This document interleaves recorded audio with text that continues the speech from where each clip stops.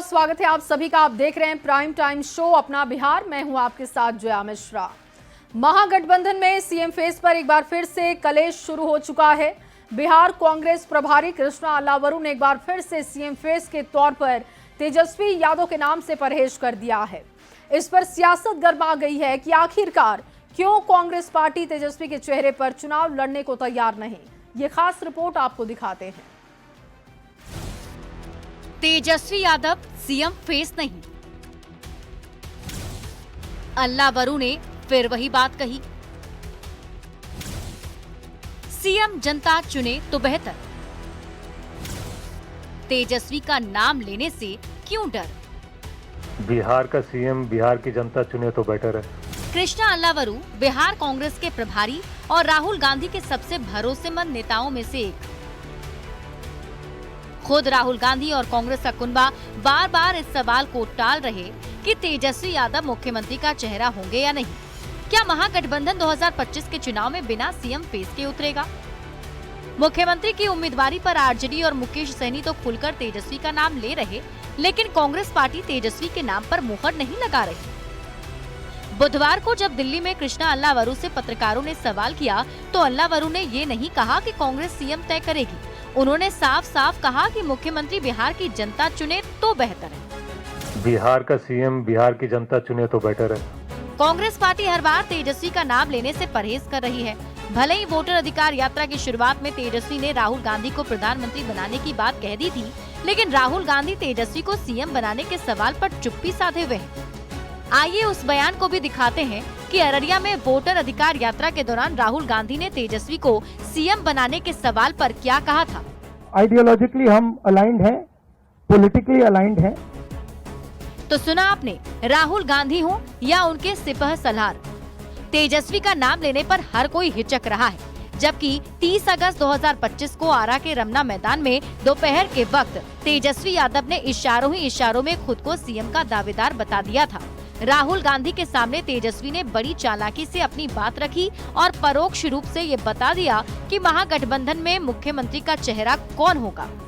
ये नकलची सरकार है कि नहीं? नकल कर रही है कि नहीं? मेरा कर रही है ना? तेजस्वी आगे आगे है ना? और ये सरकार पीछे पीछे है ना? तो बताओ, ओरिजिनल सीएम चाहिए कि डुप्लीकेट सीएम चाहिए? अब प्रत्यक्ष रूप से तेजस्वी खुद को सीएम फेस बता रहे और कांग्रेस औपचारिक रूप से कुछ नहीं कह रही है। सीट बंटवारे से पहले सीएम फेस पर रार सतह पर आ गया है। कौन क्या बोल रहे हैं, नहीं बोल रहे हैं, ज्यादा महत्वपूर्ण है बिहार की जनता क्या बोल रही है। जनता तय करेगी, वोट जनता देती है। विधानसभा में विधायक चुन लेंगे कौन मुख्यमंत्री। सीएम फेस के सवाल पर जो कांग्रेस अब तक ये कहती आ रही थी कि समय पर सब तय हो जाएगा, अब ये कह रही है कि बिहार की जनता तय करेगी। ऐसे में देखना होगा कि कांग्रेस दबाव वाली राजनीति कर रही है या फिर इसके पीछे कांग्रेस की कोई गहरी रणनीति है। दिल्ली संवाददाता अमितेश सिंह और पटना संवाददाता अमित कुमार के साथ ब्यूरो रिपोर्ट, न्यूज़ 18। महागठबंधन में सीएम चेहरे को लेकर चल रहे विवाद पर सांसद शांभवी चौधरी ने बड़ा बयान दिया। शांभवी ने कहा कि अगर सीएम चेहरे को लेकर सामने नहीं आते हैं तो ये महागठबंधन की हार है। अगर ये लोग आपस में ही ये फैसला कर ले कि आखिर सीएम कौन है तो रिस्पांस जनता का अच्छा हो सकता है, लेकिन अगर फैसला नहीं ले पा रहे तो किस बुनियाद पर जनता से समर्थन मांग रहे हैं। एनडीए में सीटों के बंटवारे पर शांभवी चौधरी ने कहा कि लोकसभा चुनाव में उनकी पार्टी का 100% स्ट्राइक था। हम लोग परफॉर्मेंस के आधार पर सीटों का बंटवारा सम्मानजनक तरीके से करेंगे।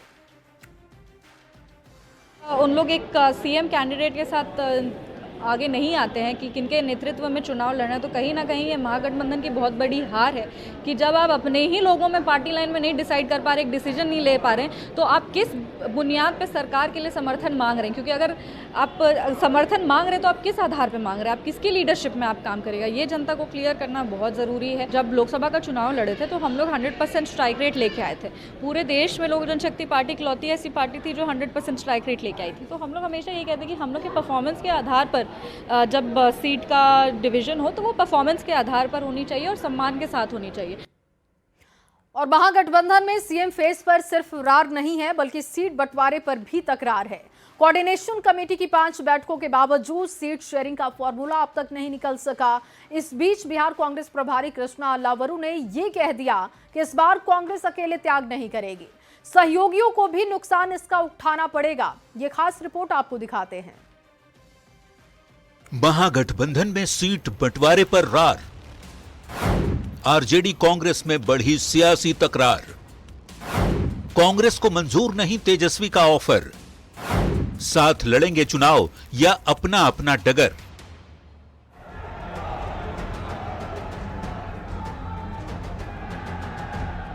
बिहार में सीट बंटवारे पर सस्पेंस बरकरार है। महागठबंधन में महामंथन से भी सीट शेयरिंग का फॉर्मूला नहीं निकल पा रहा। शनिवार को तेजस्वी के साथ बैठक के बाद बिहार कांग्रेस के नेताओं ने दिल्ली में पार्टी आलाकमान के साथ मीटिंग की। सूत्र बताते हैं कि कांग्रेस नेताओं ने सीट शेयरिंग की रूपरेखा पर तो बातचीत की ही, तेजस्वी यादव पर भी दबाव बनाने की रणनीति पर चर्चा की। शीर्ष नेतृत्व को बताया कि राहुल गांधी की वोटर अधिकार यात्रा के बाद बिहार में कांग्रेस का ग्राफ बढ़ा है, इसलिए सम्मानजनक सीटों पर ही समझौता संभव है। क्वालिटी सीटों की बात जरूर हम अपने नेता से आग्रह किया है कि गठबंधन रेस्पेक्ट के साथ हो, और हमारे नेता भी यही चाहते हैं। वैसे तो पप्पू यादव पूर्णिया से निर्दलीय सांसद हैं, लेकिन पप्पू का बयान इसलिए अहम है क्योंकि कांग्रेस की केंद्रीय चुनाव समिति की बैठक में पप्पू यादव भी मौजूद थे। मंगलवार को कांग्रेस अध्यक्ष मल्लिकार्जुन खड़गे के आवास से निकलते हुए पप्पू यादव ने कुछ नहीं बोला, और जब बोला तो सियासी बवाल ही मच गया। पिछले चुनाव में आरजेडी 144, कांग्रेस 70, सीपीआई-एमएल 19, सीपीआई 6 और सीपीएम 4 सीटों पर चुनाव लड़ी थी। हालांकि इस बार महागठबंधन की 5 बैठकों के बावजूद सीट शेयरिंग पर बात अब तक नहीं बन पाई है। इंडिया महागठबंधन विचारों, समन्वय और एक दूसरे के प्रति सम्मान को लेकर के आगे बढ़ रही है, इसीलिए भाजपा जदयू खेमे में बेचैनी है। 2020 के विधानसभा चुनाव में 52 के स्ट्राइक रेट के साथ आरजेडी ने 75, 27 के स्ट्राइक रेट से कांग्रेस ने 19, 63 के स्ट्राइक रेट से सीपीआई-एमएल ने 12, 33 के स्ट्राइक रेट से सीपीआई ने 2 और 50 के स्ट्राइक रेट से सीपीएम ने 2 सीटें जीती थी। महागठबंधन में सबसे खराब प्रदर्शन कांग्रेस पार्टी का था। यही वजह है कि कांग्रेस पार्टी इस बार क्वांटिटी पर नहीं बल्कि क्वालिटी पर तेजस्वी यादव के साथ बात कर रही है कि गठबंधन में नए लोग आएंगे, नए पार्टीज आएंगे, नए पार्टनर्स आएंगे, तो गठबंधन के हर एक साथी को अपने किट्टी में से कंट्रीब्यूट करना पड़ेगा, तभी नए लोगों को स्पेस मिलेगा। खुद को ए टीम बता रही कांग्रेस पार्टी सीट शेयरिंग को लेकर अब फ्रंट फुट पर आकर बोल रही है। अल्लावरू ने यह साफ कर दिया है कि कांग्रेस इस बार अकेले त्याग नहीं करेगी, तेजस्वी यादव को भी नुकसान उठाना होगा, क्योंकि महागठबंधन में अब 8 दल हो गए हैं। आरजेडी, कांग्रेस और वाम दल के अलावा इस बार वीआईपी, आरएलजेपी और जेएमएम भी गठबंधन का हिस्सा है। लिहाजा कांग्रेस पीछे हटने को तैयार नहीं और सीट बंटवारे की गेंद अब तेजस्वी यादव के पाले में है। देखना होगा पेंच सुलझता है या जिच जारी ही रहती है। पटना रिपोर्टर रवि एस नारायण और दिल्ली संवाददाता अमितेश सिंह के साथ ब्यूरो रिपोर्ट, न्यूज़ 18। और चलिए बात करते हैं दबाव वाली राजनीति की। जल्द ही बिहार विधानसभा चुनाव का बिगुल बजने वाला है और उससे पहले महागठबंधन के भीतर सीट बंटवारे की स्थिति अभी तक साफ नहीं है। महागठबंधन के नेता इससे लेकर ऑल इज वेल का दावा कर रहे हैं, जबकि सत्ता पक्ष के नेताओं का कहना है कि महागठबंधन में कुछ भी ठीक नहीं है। उनकी आपसी खींचतान की वजह से अब तक तस्वीरें साफ नहीं हो रही। इंडिया घटक दल के सारे दल एक दूसरे के साथ, एक समन्वय के साथ, एक दूसरे के हाथ पकड़ के हर एक एजेंडा पे सहमति बना के आगे बढ़ रहे हैं। हमारे यहाँ सब कुछ सही है, ऑल इज वेल है, लेकिन ठीक इसके विपरीत एनडीए में आप देखोगे तो सीटों की बंटवारा कर लेकर घमासान चल रहा है। चिराग पासवान जी रुसे हुए हैं, मांझी जी अपनी डपली अपनी गाना गा रहे हैं। महागठबंधन के सभी घटक दलों का लक्ष्य बिहार का विकास नहीं वरन सत्ता लोलुपता है, कुर्सी लोलुपता है। इस लालच से फंसने से कभी भी एक शानदार, एक व्यवस्थित सीट शेयरिंग होता है उनमें हो नहीं सकता। उनकी आपसी लड़ाई सतह पर आ चुकी है। अभी राहुल गांधी बिहार में दौरा करके गए, बहुत बार पत्रकारों ने पूछा उनसे, उन्होंने तेजस्वी का चेहरा को मान्यता नहीं दिया। उधर राहुल गांधी जी वोटर अधिकार यात्रा के बहाने शक्ति दिखाकर वो कह रहे हैं बिहार महागठबंधन का नेतृत्व कांग्रेस पार्टी करेगी। उधर मुकेश सहनी जी कह रहे हैं डिप्टी सीएम से कोई समझौता नहीं होगा। माले के नेता कह रहे हैं इतना सीट से कोई समझौता नहीं होगा। तो अंदर अंदर आग लगी हुई है। चुनाव जैसे जैसे नजदीक आएगा ये सब अलग अलग होकर ही चुनाव लड़ेंगे। और अब बात उस पोस्टर की जिस पर बवाल मचा हुआ है। देखिए, महागठबंधन के नए पोस्टर पर बवाल मच चुका है। पोस्टर में तेजस्वी को ब्रह्मा, राहुल को विष्णु, अखिलेश को महेश के अवतार में दिखा दिया गया। अब बीजेपी इसे भगवान का अपमान बता रही है, जिस पर सियासत सुलग चुकी है। ये खास रिपोर्ट देखिए।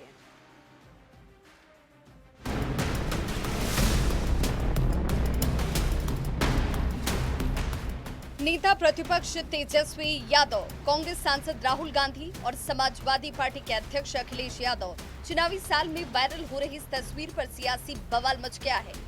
उत्तर प्रदेश के रायबरेली में लगे इस पोस्टर में तेजस्वी यादव को ब्रह्मा जी, राहुल गांधी को भगवान विष्णु और अखिलेश यादव को महेश जी के अवतार में दिखाया गया है। पोस्टर रायबरेली में लगा और विवाद बिहार में बढ़ गया। तेजस्वी, राहुल और अखिलेश को भगवान बताने पर भारतीय जनता पार्टी भगवान का अपमान बता रही है। राहुल गांधी और तेजस्वी यादव और अखिलेश यादव जो अपने को भगवान बन रहे हैं, यह बहुत बड़ा दुर्भाग्य है। आदमी को आदमी होना चाहिए। राहुल गांधी अपना धर्म बताएं कि वो किस धर्म में है।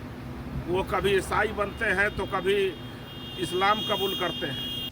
अखिलेश यादव की समाजवादी पार्टी में लोहिया वाहिनी के प्रदेश सचिव राहुल निर्मल बाकी ने इस तस्वीर को शहर के अलग अलग होर्डिंग्स पर लगाए हैं। बैनर में लिखा है, इंडिया की अंतिम आस, कलयुग के ब्रह्मा, विष्णु और महेश। रायबरेली शहर में लगाया गया पोस्टर बिहार में चर्चा का विषय बना है। महागठबंधन के शीर्ष नेताओं को भगवान बताए जाने को आरजेडी और कांग्रेस सही ठहरा रही है। पार्टी दलील दे रही है कि जाकी रही भावना जैसी, प्रभु मूरत तिन देखी तैसी। अब धर्म का धंधा करने वाले और पाखंड का काम करने वाले कह सकते हैं कि ईश्वर चरणों में रहेगा, आप करते रहिए पाखंड।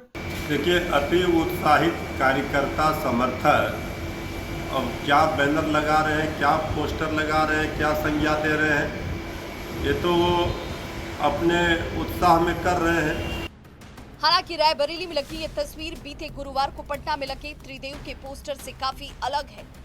साल 1989 में आई बॉलीवुड की एक्शन थ्रिलर फिल्म त्रिदेव की कॉपी वाले पोस्टर में दाहिनी ओर समाजवादी पार्टी के अध्यक्ष अखिलेश यादव, बीच में नेता प्रतिपक्ष तेजस्वी यादव और बाईं ओर कांग्रेस सांसद राहुल गांधी को दिखाया गया था।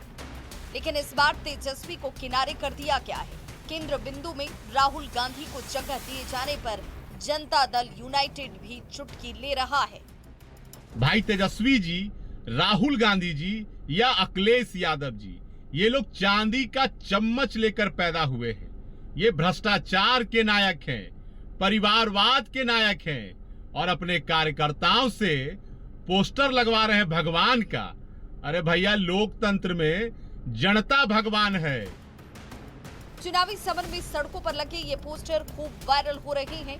किसी पोस्टर में तेजस्वी, राहुल और अखिलेश को भगवान बताया जा रहा है, तो किसी पोस्टर में बॉलीवुड के अभिनेता से इन नेताओं की तुलना की जा रही है। देखना होगा नेताओं का ये किरदार जनता को पसंद आता है या जनता इसे भगवान का अपमान मानती है। पटना संवाददाता रवि एस नारायण के साथ ब्यूरो रिपोर्ट, न्यूज़ 18।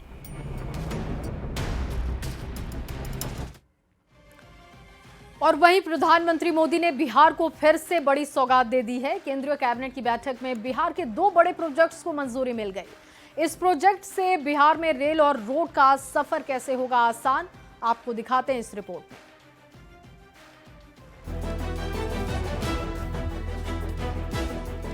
चुनावी साल में पीएम मोदी ने एक बार फिर बिहार को बड़ा तोहफा दिया है।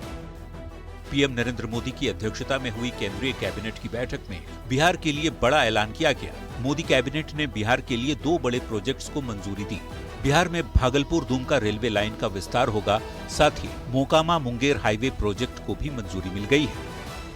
मोकामा से मुंगेर 4 लेनिंग, ये बेसिकली बक्सर भागलपुर कॉरिडोर का सेक्शन है।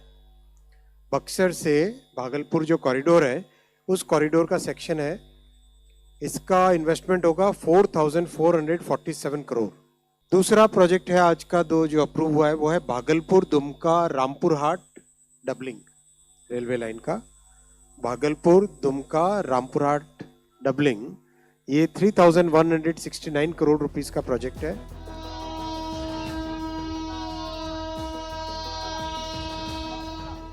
बिहार में अब रेल से लेकर सड़क तक सफर आसान हो जाएगा, क्योंकि भागलपुर से दुमका और रामपुर हाट तक की रेल लाइन डबल ट्रैक पर दौड़ने वाली है।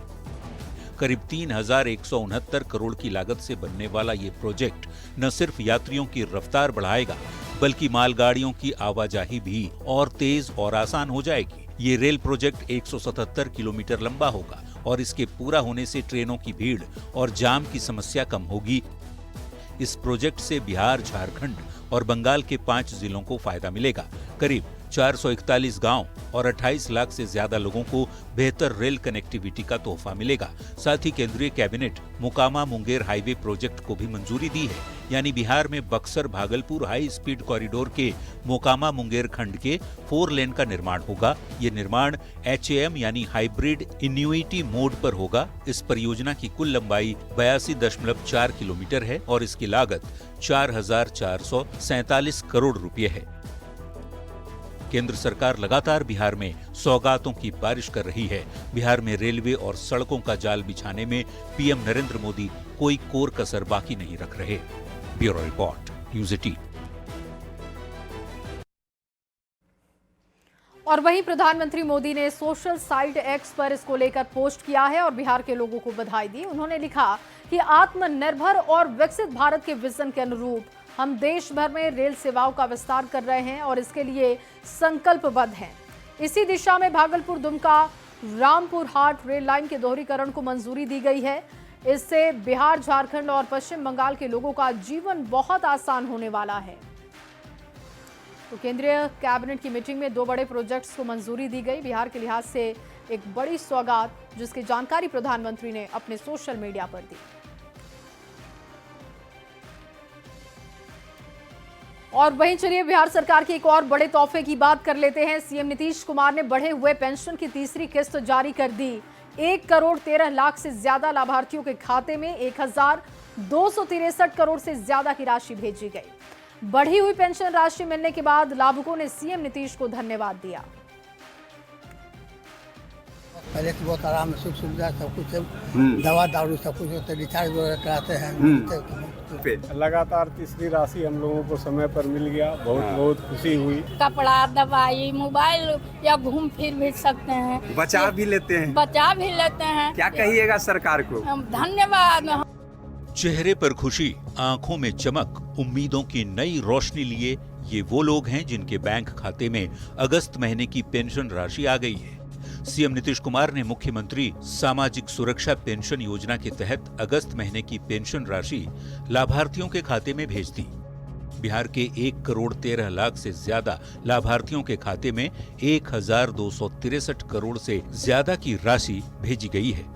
अगस्त महीने में 1,100 रुपये पेंशन मिलने के बाद लाभुकों के चेहरे पर खुशी का ठिकाना नहीं है। पेंशन मिलने के बाद सबने मुख्यमंत्री नीतीश कुमार को धन्यवाद कहा। कपड़ा, दवाई, मोबाइल या घूम फिर भी सकते हैं, बचा भी लेते हैं। क्या कहिएगा सरकार को? धन्यवाद। हमारे माननीय मुख्यमंत्री को, नीतीश कुमार को धन्यवाद। ऐसे हमारे बुजुर्गों को सहायता करते रहें, उनको धन्यवाद देते रहेंगे, आशीर्वाद देते रहेंगे। चुनावी साल में मुख्यमंत्री नीतीश कुमार ने बुजुर्गों और विधवाओं की पेंशन राशि 400 रुपये से बढ़ाकर 1,100 रुपये कर दिया है। जून और जुलाई की बढ़ी हुई पेंशन की रकम लाभुकों को पहले ही मिल चुकी है। अब अगस्त महीने का पेंशन भी लाभुकों को मिल गया। पेंशन योजना के तहत पिछले महीने की तुलना में 1,23,000 नए लाभुकों को जोड़ा गया है। बढ़ी हुई पेंशन राशि मिलने के बाद लाभुकों की खुशी का ठिकाना नहीं है। सभी मुख्यमंत्री को दिल खोलकर आशीर्वाद दे रहे हैं। न्यूज़ 18 के लिए पटना से आनंद अमृतराज के साथ भागलपुर से विकास कुमार सिंह की रिपोर्ट।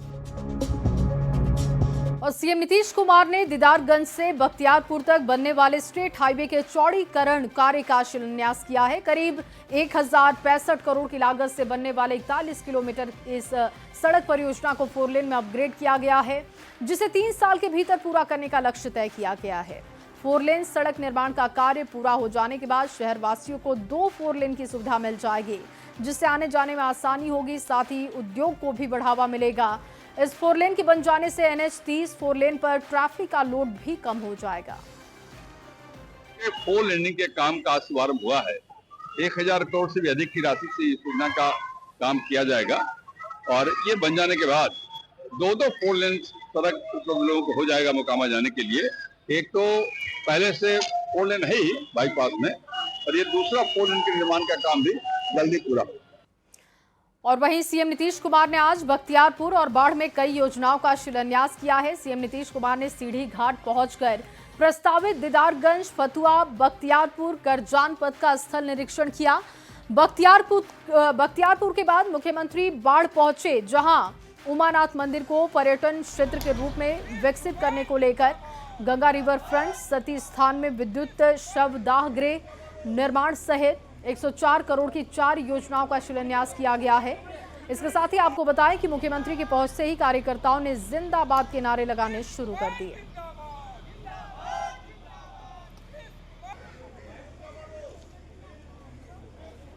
और देखिए, नेपाल में आंदोलनकारियों का बवाल बुधवार को भी जारी रहा और इसको लेकर नेपाल में भारतीय दूतावास के बाहर सुरक्षा बढ़ा दी गई। इंडो नेपाल काठमांडू मैत्री बस सेवा पर भी रोक लगा दी गई है। नेपाल में बिगड़े हालात के मद्देनजर अहम फैसला हुआ है। किस तरीके के फैसले लिए गए, आपको इस रिपोर्ट में दिखाते हैं।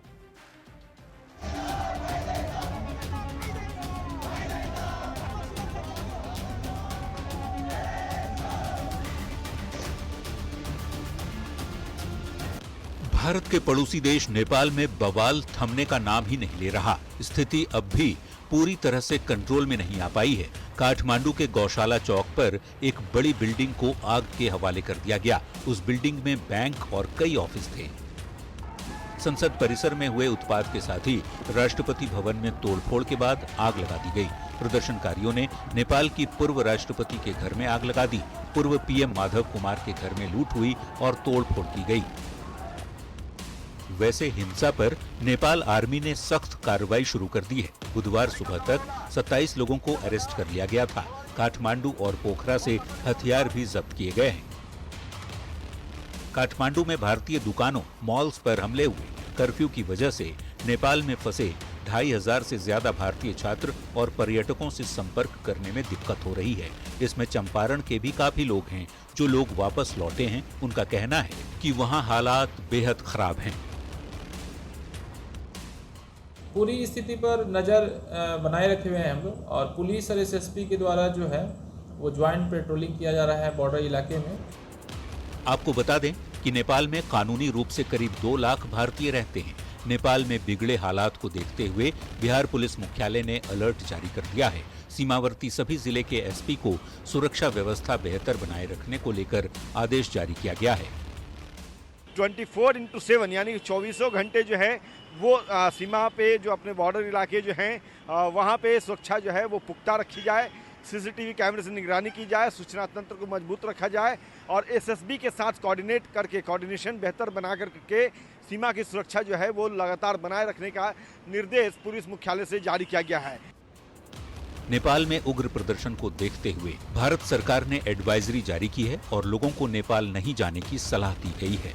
Bureau report, news 18।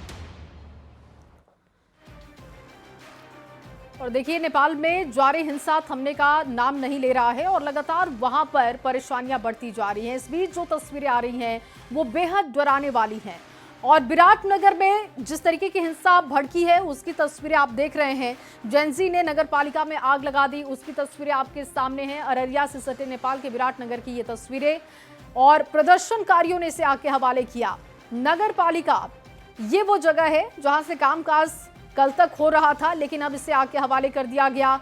तमाम दस्तावेजों को जलाकर राख कर दिया गया। दरअसल नेपाल सरकार ने सोशल मीडिया को बैन कर दिया था, जिसके बाद भड़की हिंसा पर पुलिस अब तक कंट्रोल नहीं कर सकी।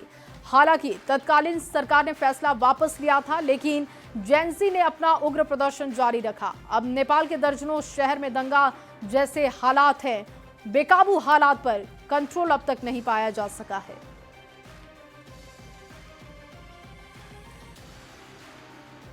और माई बहन मान योजना पर सत्ता पक्ष की तरफ से सवाल उठाए जाने के बाद तेजस्वी यादव ने पलटवार कर दिया। तेजस्वी ने कहा कि एनडीए घबराई हुई है, वो जानते हैं कि तेजस्वी जो कहेगा वो कर देगा। तेजस्वी यादव ने कहा कि आरजेडी के बहादुर कार्यकर्ता लोगों के पास पहुंचकर फॉर्म भरवा रहे हैं, सरकार बनते ही योजना को लागू करेंगे। सरकार की तरफ से कहा जा रहा है कि क्या कोई पार्टी जो है पहले फार्म बांटती है, इस पर सवाल खड़े किए जा रहे हैं। केस करने की बात करें, FIR होगी, जेल भेजा जाएगा। डेली यही बात की जाती है, भेजो ना भाई। इसमें हर कोई जो है लगाता है, हर कोई जो फॉर्म बांटता है, कोई पहली बार थोड़ी हो रहा है क्या। ये लोग हड़बड़ाए लोग हैं, क्योंकि ये लोग जानते हैं जो तेजस्वी कहेगा वो करेगा। उसलिए राष्ट्रीय जनता दल द्वारा हमारे बहादुर कार्यकर्ता जो हैं लोगों के पास पहुंच रहे हैं, डोर टू डोर फॉर्म भरवाया जा रहा है। सरकार बनते ही जो योजना हम लोग ला रहे हैं उसको हम लोग लागू करेंगे। और माई बहन मान योजना पर तेजस्वी यादव पर गिरिराज सिंह ने पलटवार कर दिया। गिरिराज सिंह ने कहा कि माई बहन मान योजना फ्रॉडिज्म है, ये बिहार सरकार और भारत सरकार की योजना नहीं है। आरजेडी जनता को ठगने का काम कर रही है। आरजेडी पर फ्रॉडिज्म का केस दर्ज होना चाहिए। पूरा बयान सुनिए। कह रहे हैं कि धमकाया जा रहा है, कार्यकर्ताओं को डराया जा रहा है, अरेस्ट किया जा रहा है, भरने से रोका जा रहा है। योजना नहीं। हाँ बिल्कुल जी सर, इधर माई बहन योजना ये फ्रॉडिज्म है। बिहार की जनता के साथ अगर हिम्मत है, अभी कोई भारत सरकार की योजना है क्या, राज्य सरकार की योजना है क्या? अगर राज्य सरकार की योजना नहीं है, भारत सरकार की योजना नहीं है, तो फिर ये योजना है किसका? ये बिहार की जनता को ठगने का, इन पर तो फ्रॉडिज्म का केस होना चाहिए आरजेडी के नेताओं पर।